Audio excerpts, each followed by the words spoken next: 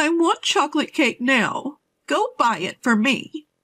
Lying in bed, feeling terrible, my crazy mother-in-law, Grace, demanded that I get her a cake right away. I finally lost it with this woman, who was making a racket above my head. Would you just shut up? Listen, I've got a month left to live. Go get your own damn cake, you idiot. My name is Olivia, and I'm 28 years old. I met my husband David through a friend, and we got married after dating for 3 years. We don't have any kids yet, but we're enjoying our time together. David's family owns a small factory with about 30 employees. They're doing pretty well in their area. The company was founded by my late father-in-law, and I heard from David that it grew with the combined efforts of the employees. Now David's sister Sophia is running the company as the CEO. By the way, she's not married. Sophia has a knack for business, and the company's performance has improved recently. Must be Sophia's great communication skills, just like Mom, David said. Sophia was indeed friendly and approachable, even to me when we first met. I'm Sophia, your sister-in-law. I'm so happy to have such a cute sister. She grabbed my hand and said this with a wonderful smile. As someone who only has brothers, I was also happy to feel like I had gained a sister. So far, it sounds like I have nothing to complain about, but that's not the case. The problem is my mother-in-law. Our company has coffee breaks at 10 a.m. and 3 p.m., and I really hate those times. And here's why. Sorry, Olivia. I'm a bit tied up. Could you get Mom's coffee? When I hear that, my mood instantly drops. The family home is next to the factory, and my mother-in-law chose to retire and stay home after my father-in-law passed away. However, she seemed to cherish this coffee break, saying, I've been waiting for you. So, Olivia, I wanted to talk to Sophia. She gave me a blatantly disappointed look. Naturally, she wasn't in a good mood, and as she was about to leave with a wry smile, she said, Hey, I have something to say to you, so sit here. And then she complains to me until the break is over. So, you've been married for 3 years and still no kids. What can I do? Having kids isn't something you can control. And if I stay quiet, she gets even more irritated. Why such a gloomy face? I wonder why David chose someone like you. Plus, given your parents, who knows how long you'll live? The sooner the better. She said that with a sigh. Hearing her say that, especially about my parents, really gets me down. And there's a reason for that. When David and I decided to get married and went to meet his family, this happened. What? You don't have parents? My mother-in-law looked shocked when I told her. Of course, it's not like I never had parents. My mom passed away from cancer when I was 10, and my dad died of a heart attack 10 years later when I was 20.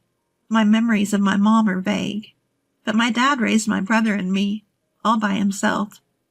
I deeply regret that he passed away before I could repay his kindness. When people hear about my situation, they usually look at me with pity and say, You must have had a hard time. But my mother-in-law was different. So, you might not live long either, huh? She actually said that. While I was stunned by her response, What a rude thing to say. How insensitive. My husband David said. Despite that, my mother-in-law kept grumbling, insisting it was an important issue. Should I reconsider this marriage? Just as I was thinking that, Sophia, who had been quiet until then, slammed her hand on the table and said, What are you talking about? Said so quietly, everyone in the room froze. Then my mother-in-law said, Right, Sophia, you agree with me, don't you? That's what she said. Sophia coldly responded, What? I told Mom. David chose Olivia himself, and she's wonderful. Why can't you support that? That's what she told my mother-in-law, with cold eyes. This seemed to shock my mother-in-law, who adores her daughter. From then on, she stopped making snide comments, except when we were alone. Even during the twice-daily coffee breaks, she looked disappointed when I brought her coffee instead of Sophia. David and I rented a room near his family home, so the only time I had to endure her complaints was during those 10-minute coffee breaks. I'm so glad we don't live together. But my peace was suddenly shattered. That year, a record-breaking hurricane brought a lot of misfortune my way. Olivia, hurry! Something terrible has happened. I'd never heard David sound so panicked. I rushed to the living room to find it in complete disarray. What is this? Our ceiling was leaking terribly due to the hurricane. It wasn't just our room. The owner contacted us to say it was the same in other rooms. It seemed impossible to repair while living there, so we had to find temporary housing. Sophia cheerfully suggested, "Why are you worrying? Just live with us. Your commute will be 30 seconds. Sophia said that with an innocent look on her face. So, we ended up staying with David's family for a while. Welcome home, David. The leak must have been tough, but Mom is happy we can live together again. My mother-in-law greeted us cheerfully, but David mostly ignored her, like a teenager in a rebellious phase. And finally she said, "Oh, Olivia, you're here too. I didn't notice because you're so quiet. Smile more." Frustrated, my husband made a face, and all I could do was force a smile, knowing we'd be staying there for a while. After moving in together, I witnessed something quite peculiar. The first time I saw it was during dinner on our first night living together. Wanting to show my gratitude, I cooked dinner: bread, soup, and steak. It wasn't a glamorous menu, but my mother-in-law and sister-in-law said it was delicious and ate it all. I remember feeling genuinely relieved. After a while, my mother-in-law suddenly got up and brought a container from the fridge.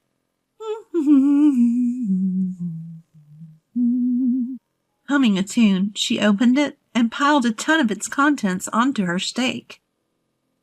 "Ugh, Mom, you're still eating that stuff?" My husband sitting next to me looked disgusted. Sophia, my sister-in-law, rolled her eyes and said, "She won't stop, no matter how many times I tell her. I've given up."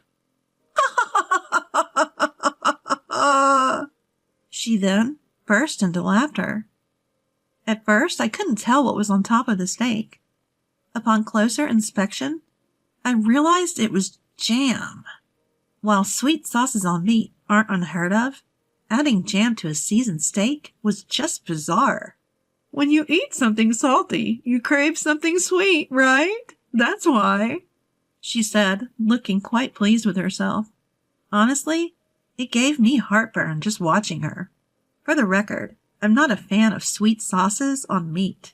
"Come on, Olivia, why don't you try it? It's delicious," Mother-in-law said, turning to me for the first time.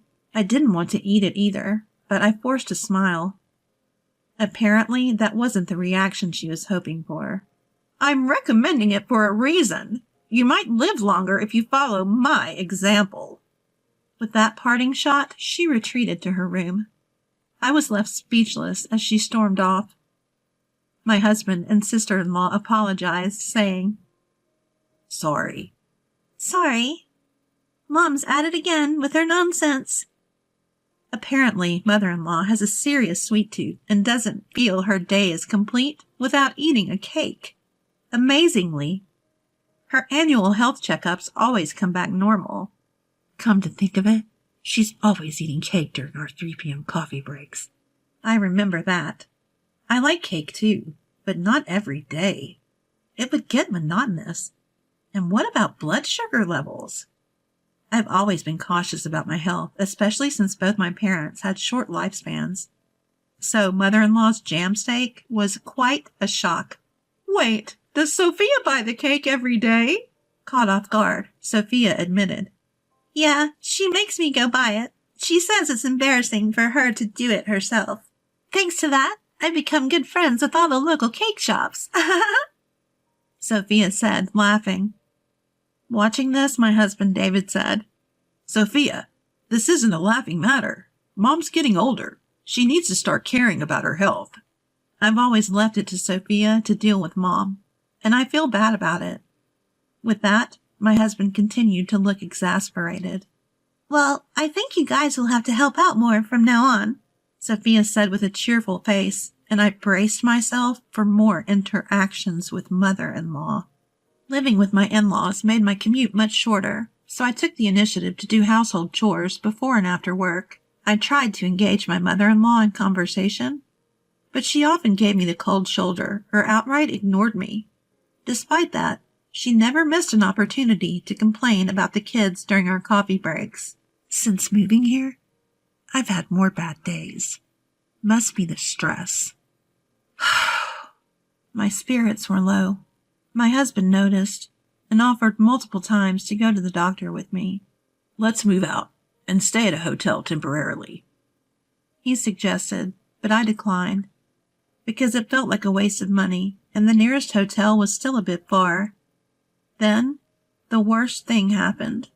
A business trip for a whole week? I was speechless at the news from my husband. The reason for my despair? Sophia, my sister-in-law, would be going too, meaning I'd be alone with mother-in-law. Yes, I'm saying that. My husband offered to take me with him, but I thought it's just a week. I hope I can handle it, especially since I still wasn't feeling well. On the day they left, Sophia sent me a mother-in-law survival guide to my phone. If anything happens, just feed her cake, and you'll be fine. I couldn't help but laugh. The list included local cake shops and mother-in-law's favorite cakes from each. For someone like me, who was bracing for a tough week, this info was a godsend. In a week, our home renovations would be done, and we could move back. I thought I could manage, but that optimism crumbled on the first night. When I returned from work, mother-in-law was blocking the entrance. You know why I'm angry, don't you? No, I don't. I'm not psychic. Losing patience, mother-in-law snapped. You missed both the 10 a.m. and 3 p.m. coffee breaks today. Her words caught me off guard. Indeed, with my husband and Sophia away and end-of-month tasks piling up, I'd completely forgotten about mother-in-law's coffee breaks, and I myself never had a coffee break.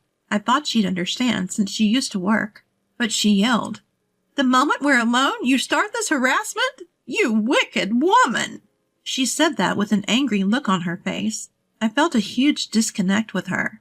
Why am I getting yelled at like this? Do I deserve to be called wicked? Suppressing my anger, I thought, it's just a few more days, and said, I did buy cake during my lunch break. It's in the office fridge. Sorry I didn't bring it. Here you go. Her face instantly changed from angry to smiling. Let's forget about today. Don't forget tomorrow, okay? She said, and cheerfully went back to her room. I'll just call her the cake demon from now on. From then on, I never forgot the coffee breaks, knowing how troublesome it would be to upset mother-in-law. On the day my husband and Sophia were due back, I felt so stressed that I was hit with nausea, headaches, and a loss of appetite. I took the day off and went to the hospital. It's pretty bad. Can your family come right away? I couldn't stop crying at the doctor's words. I was told I have cancer, and at most 6 months, maybe even just 1 month to live. I returned home, my face tear-streaked and my body shaky, and lay down on the bed. The door burst open. What are you doing skipping work? Sophia and David are working hard and you're slacking off?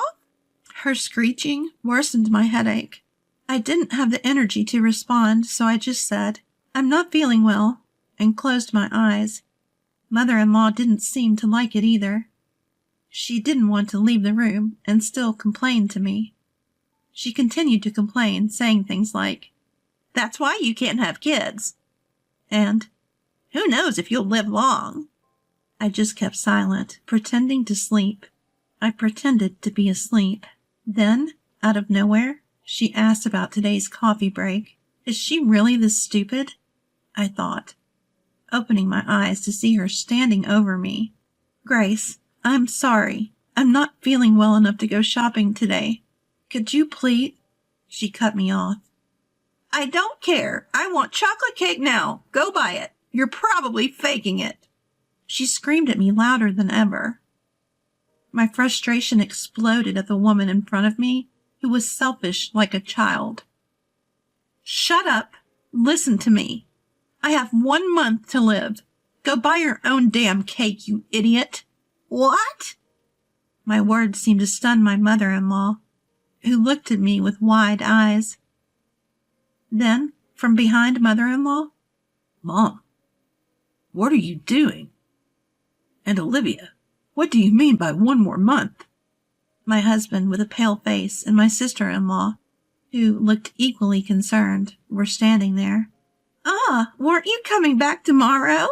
Ignoring the visibly shaken mother-in-law, my husband came to my side. I felt so relieved by his actions that I burst into tears.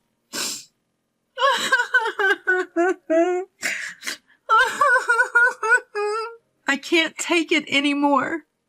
The doctor says it might be cancer, and I'm not feeling well, but you keep nagging me to go buy cake. Enough is enough. Stop bothering me about the kids, too. Just leave me alone, you idiot. I let out all my resentment towards mother-in-law while crying. My husband and sister-in-law looked at mother-in-law with cold eyes. Sending a sick person to buy cake? Are you stupid? Sophia, who's usually all smiles, had a face I'd never seen before. A terrifying one. You've been making snide remarks about the kids. Look, I didn't say anything because it's a private matter, but the reason we can't have kids is me. My husband raised his voice as he said this. In reality, about a year after we got married, we consulted a doctor because we were having trouble conceiving. The test showed that I was fine, but my husband's numbers were low. He felt really down about it and kept apologizing to me with a sad face. I didn't want to make him feel that way, so I avoided talking about kids as much as possible. I did want children, but I thought life with just my husband was enough. I never considered leaving him because we couldn't have kids. I didn't tell mother-in-law because I knew she'd start nagging my husband next. I didn't want that.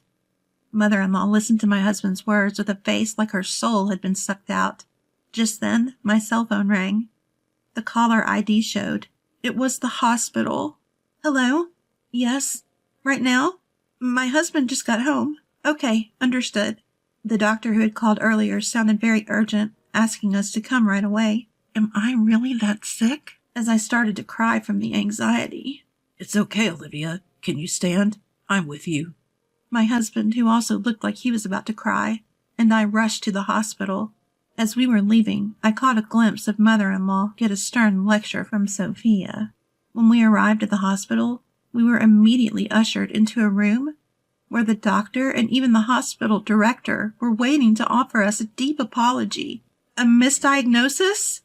According to the doctor, they had mixed up my medical records with another patient who had the same name and birth date as me. I couldn't believe such a thing could happen, but the doctor did look extremely worn out. This incident was later covered in a local news segment, and the hospital vowed to review its working conditions. I'm not a specialist, but Olivia's symptoms might be. We were then referred to another hospital.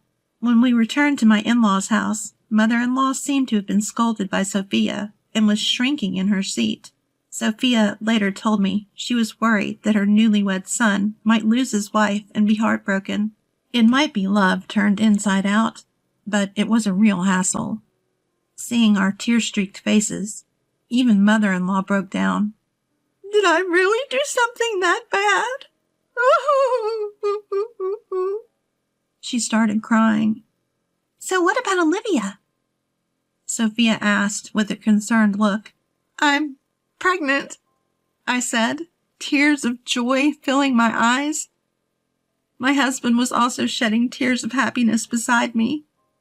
We immediately went to the maternity hospital as advised. It's still early, but yes, you're pregnant. We can confirm the heartbeat.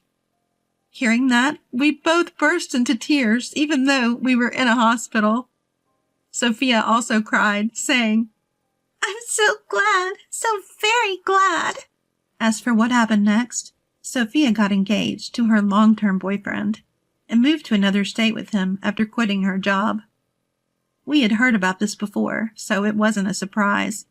My husband, who was taking over as the new CEO, seemed to have his hands full with client visits.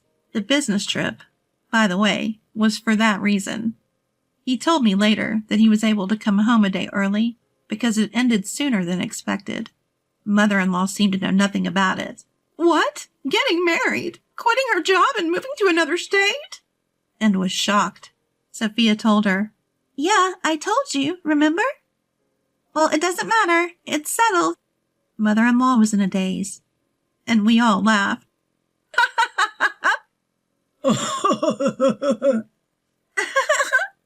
We returned home to find our leaky roof repaired and our room looking brand new. We cheered in delight. Things remained awkward with mother-in-law.